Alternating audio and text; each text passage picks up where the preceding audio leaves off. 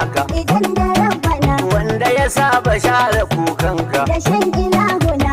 nauyin ka dole zai dauka idan da rabbana ya baka kula ya bawa ƴaƴanka da shan ilahuna ya taimaki kai da ma abokanka idan da rabbana kuma ya taho da shimfidar fuska da shan ilahuna in ka nufo shi ba ya kyarar ka idan da rabbana idan kai nesa sai ya nemo ka da shan ilahuna dole ka yarda naka sai naka idan da rabbana in nisan garin ku zai taka da shan ilahuna dan ya gani isar da kukanka idan da rabbana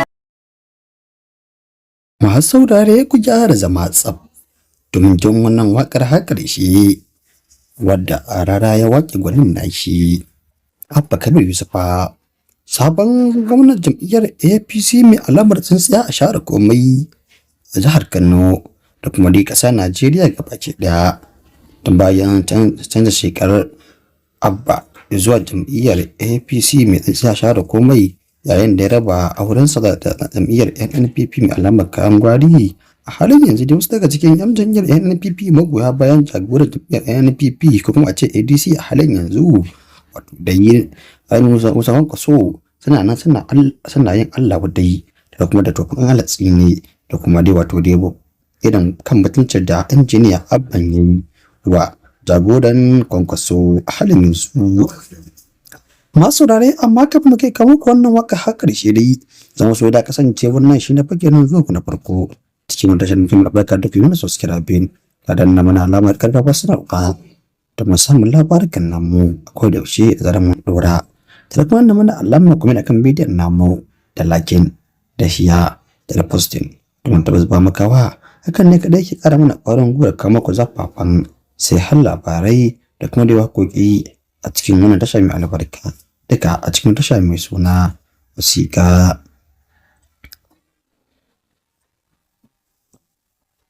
To dai Allah kyauta masu dare muna batu ne akan sabuwar waƙar nan ta wato da ya kotu da dara shugaban mawaƙan 'yan siyasar nan na Najeriya halin yanzu wanda maddakin dai yadda inda a halin yanzu kana waƙar siyasa ne a Najeriya tabbas rarara fa ya kere ka kuma ba sa ka bane ba to tabbas a halin yanzu sai a ba shi kambo a ce ya riga da zama legend da tabbas shi ne yake waƙi 'yan siyasar Najeriya duka da kuma dai wato dai na keta da irin su jamhuriyar Nijar irin wakar da yi wa Muhammadu Bazoum a kwanakin baya ta lokacin da yake kan mulki kafin sojojin ƙasar na jamhuriyar Nijar Janar Brigadier Abdulrahman Tani da kuma dai wato dai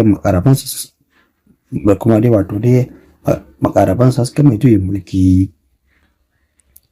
A halin yanzu dai masu rarrai kun sani cewa injiniya Abba Kabir Yusuf da shi da jagoran Kanawa wato dai kwankwasiya amana ba a tare sakamakon yadda injiniya Abba dan ya kuma jam'iyyar APC mai mulki yayin wasu ke bayyana cewa tabbas injiniya Abban gani abubuwa za su mai duhu wato dai a jam'iyyar nan ta NPP ba zai koma mulki a zaɓe mai zuwa ba na 2026 amma sani tabbas a jam'iyyar nan ta APC mai alamar sai a share komai ko da a ce bai ci ba za iya kwacewa a murɗe a basa